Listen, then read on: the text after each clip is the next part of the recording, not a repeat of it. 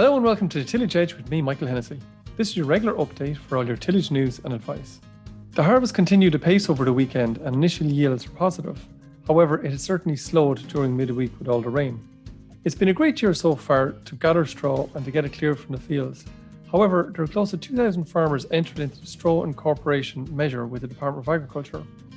These farmers are now faced with getting the straw chopped and incorporated into the ground in the coming weeks. This process of straw incorporation is quite new to many farmers, but not so much to others. However, farmers who manage the process carefully can expect few problems in succeeding crops. I'm delighted today to be joined by Dermot Forristal, a researcher in Oak Park, to chat through the do's and don'ts around straw incorporation this year. Dermot, you're very welcome to the podcast. Before we get into how to successfully incorporate straw, I just want to ask you about the differences in the types of straw that are there. I mean, how different is oaten straw in comparison to barley straw? Compared to barley straw, oaten straw is different. In terms of its constituents or makeup, I suppose, in terms of lignin content, it would be quite a bit higher than barley straw, but not that much different from wheaten straw. So, but it would be higher in that context. The highest one with lignin altogether actually is oilseed rape. That higher lignin content does mean it's slower to break down, which is a positive actually from the point of view of carbon retention in the soils. But it does mean it's a bit slower to break down. The other thing, of course, with oaten straw, particularly if it's winter oaten straw, is that it normally yields, it has a big yield there, so there's normally, compared to say spring barley, you could have maybe 30 or 40% more yield than a spring barley crop, typically 20 to 30. And compared to winter barley, it can vary, but maybe 10% more yield in some cases. And also it'll tend to have less ripe straw at harvest. The oaten straw is less ripe. So all of those things makes, will have a little bit of impact on incorporation, if you like, or how important incorporation is to make sure that the straw is broken down properly without causing problems. Okay. And when we consider that in terms of the difference between the straw and their properties, are they broken down differently in the soil then?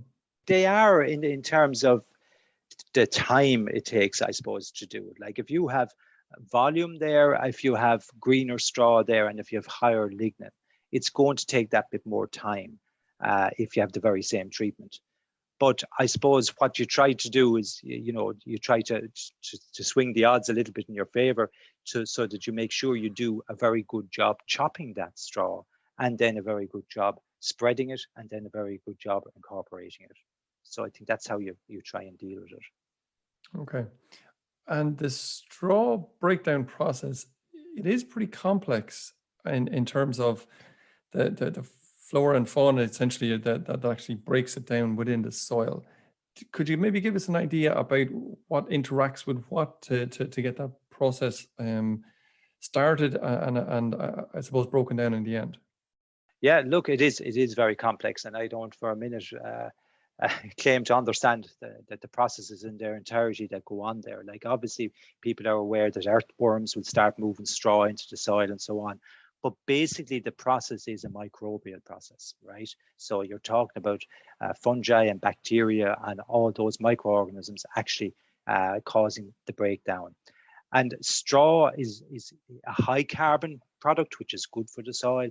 But at the point that it's straw, if you like, the nitrogen hopefully is gone and is in the crop. So you have a high carbon to nitrogen ratio. Okay, so that means that when you have this microbial breakdown, when the material starts to break down, it's trying to draw a lot of nitrogen out of the soil to support that process, right?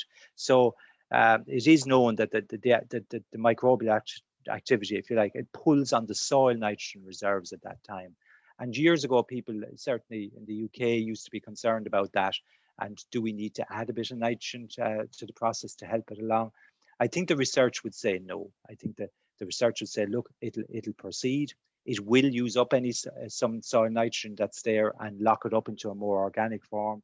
From at the end of the year, from a leaching perspective, that's not a bad thing. It does take it out of the immediate available nitrogen pool. But there, the research would say there isn't really a need to add nitrogen to that. But yes, it's a complex process. Those bugs need to be fed. They're fed from the soil, but we also need to help the whole process by having good contact between the soil and the straw. Okay. So chopping the straw would be, I presume, relatively important to ensure rapid incorporation and I suppose digestion by all those microbes in the soil. Is there an ideal length of straw that we should be trying to aim for? And in the same breath, is there anything we can do on combines to adjust the settings to make sure that it's the length we want? Yeah, there's some adjustment. I think most of the straw chop lengths, they're aiming to have I suppose a mean length somewhere less than 25 millimeters, or in old terms an inch or something like that. Now, a lot of the material coming out will be much finer than that, but also a lot will be longer because it depends on how the straw becomes aligned with the knives and the counter knives as it's going through the chopper. So that's what it's trying to do. I think there is a little bit more emphasis from combine manufacturers now, because those bigger combines that are out there, they have a lot of throughput of straw. There's a lot of straw going through. And I think a lot of the choppers, it was being forced through them, was getting through them chopped, but maybe not chopped as fine as you'd like. So a lot of the manufacturers now have upped the chopping spec, if you like, on the back of combines. They also offer, which is important for people when they're buying combines, they're also offering choice. Some of them are offering a finer cut chopper on the combine at the time you purchase the combine. So that's something that's worthy of consideration. Particularly if you're in min-till or direct drill, where you're not, or direct drill particularly, where you're not going to get to incorporate much in terms of tillage actions. So, a very fine chop might be worth more there. In terms of variation or setting on the machine, that's a bit more limited. You can move the counter knife position on them, and that will have some impact on chop length, all right. So there's something can be done there. And of course, you can ensure that knives are sharp, or that they're turned. They usually can turn them. Maybe the straight knives can be sharpened. Others might need to be changed or whatever. So it's down to maintenance in that context. So then how quickly after harvest should straw be incorporated for best effect? Yeah, I think, from the point of view of chopping and incorporation, it should be straight away. I think what you need to do, first of all, is ensure, we mentioned about chopping, is that the combine has a very good spreading capacity. So it spreads evenly. Again, very wide headers. You need good chopper design to spread it evenly. And you need to set that spreading element quite well, so that even in windy conditions that you're trying to get an even spread. Then, as you say, Michael, yeah, you really want to incorporate as soon as possible. But the only limitation that's there is that if you are practicing stale seed beds, depending on the particular grass weeds that you're chasing, you might not want to incorporate them straight away. So because by incorporating them straight away, they go into dormancy and they don't chit for you. So that is the limitation in some cases. Okay. And is there any particular weed or crop you had in mind for that? Well, I think, Michael, you probably know these better than I do, but like rye and soft brome, for instance, or indeed oilseed rape itself, those ones are ones that you would prefer to let chit themselves first rather than incorporating them. Yeah, ideally leave them there for 2 to 3 weeks. If you could, at least 3 weeks, probably, if you could at all. Yeah. Okay. Some of the others, like sterile brome, would be okay. Yeah. Sorry. Yeah, it's more ideal for like sterile brome and grey brome to actually get them incorporated as soon as you can. Yeah. So then from the point of view of incorporating the material, I suppose, or the straw into the ground, is there a best way of doing it? Is there, in terms of depth, or you leave it more shallow, or what's the thinking there? Yeah, look, there's huge variations there, and there's a lot of limitations in terms of what people have at their disposal and what they're trying to do. Like if you're a direct drill farmer, you're not going to effectively incorporate it at all. So there's a lot of variation what people do. So you can still incorporate quite a quantity of straw in a relatively small depth of cultivation if you want to do that.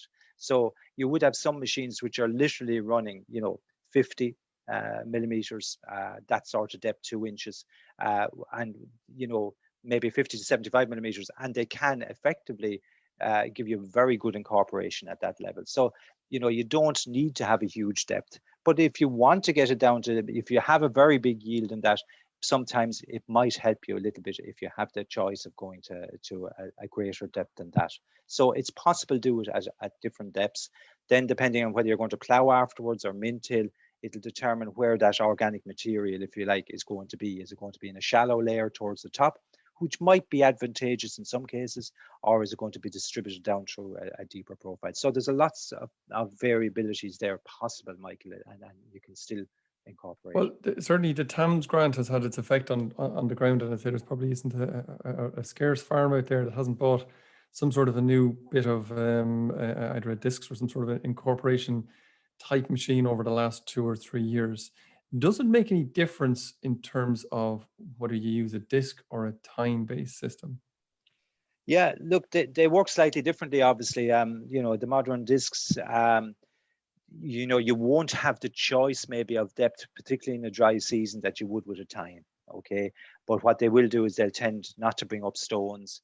They'll tend to give good contact within their working depth, so they will do a good cultivation job and a good incorporation job of chopped straw in that area. A tine machine will give you more flexibility. Usually there's, if there happens to be big volumes of straw poorly chopped and poorly distributed, you'll have, they won't get blocked or anything like that. They'll give you a choice in terms of depth if you want to go deep. But as I say, you might not want to go deep. So, but you do need to often to change the tips on those tines depending on the depth you're working to, because they're designed slightly differently. You have wide sweep tines for shallow working, and you might have a different design then for working a bit deeper. The plow, if you like, will turn straw or incorporate straw for you as well, but it'll tend to have it a little bit in a layer. And for that reason, the straw incorporation measure says that if you are plowing, you still need to incorporate with another tool or mix it prior to plowing. So those are the kind of different options. Okay. So then from that point of view then, so a farmer has incorporated maybe once. Is there a need for that to be incorporated again, do you think, to ensure it breaks down that bit quicker, or Yeah. for other reasons maybe?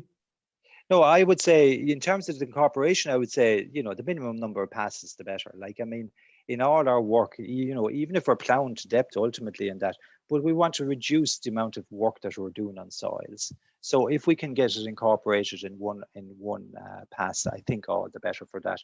Like and to avoid tilling and maybe drying out the soil, but also, the slight loss of greenhouse gases that you have with every operation, if you like. The exception though to that though is if you're trying to mix that with stale seed beds, right?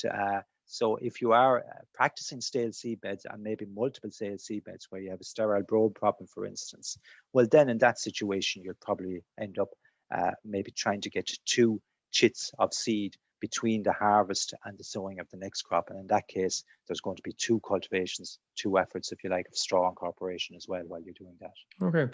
And to achieve good chitting, I suppose ideally we probably should be rolling afterwards to get that best soil to seed contact. Is it best, do you think, to or is it desirable maybe to roll in an incorporation scenario anyway?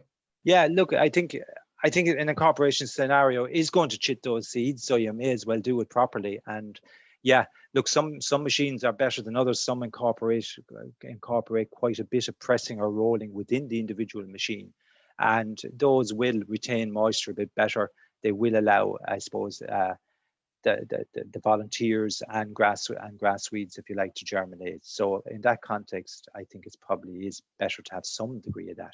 But from the point of view of straw incorporation, it can be done without that if you want to. Now, many of the older stubble cultivators that might be brought back out have, they may be time machines with no packer or nothing like that at all at the back.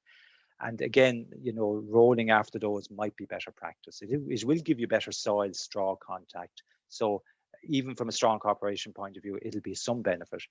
And of course, if it's a stale seedbed technique, it'll be of a lot of benefit. And you think kind of a standard packer is nearly good enough, is it, on some of these machines that are Well, being sold at the moment, or?